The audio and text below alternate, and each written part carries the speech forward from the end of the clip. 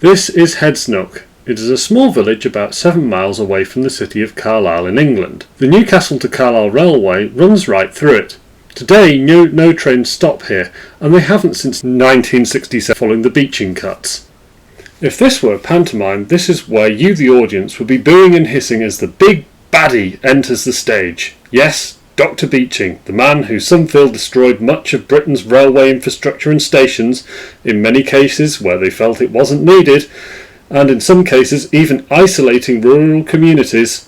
This was the age of the motor car and the diesel bus, and the British government seemed keen to ensure its success. Sadly, this meant the removal of many train services, stations, trams and trolleybuses around the country, many of which ran on electricity. This was incredibly short-sighted, as in this day and age the British government are trying to discourage diesel or petrol anything and encourage the use of, in quotes, cleaner modes of public transport. Heads Nook Railway Station, sadly, was one such station which was closed during these cuts. Today there's so very little of the station left, you'd hardly notice it was even there.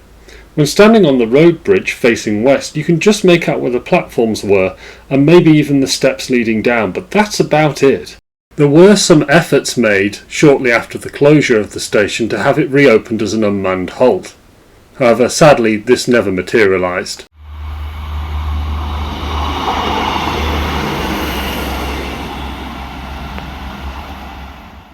Part of the reason so very little can be seen today is because it was bulldozed by British Rail for safety reasons, as bits of the platform were crumbling onto the railway tracks.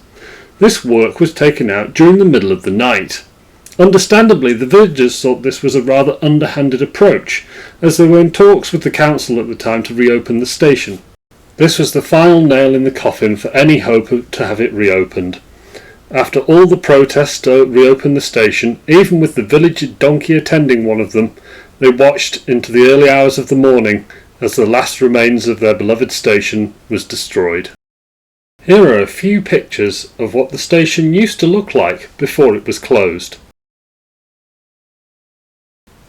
So that was Heads Nook Station. Maybe one day it will reopen. Today the bus which replaced the train no longer operates.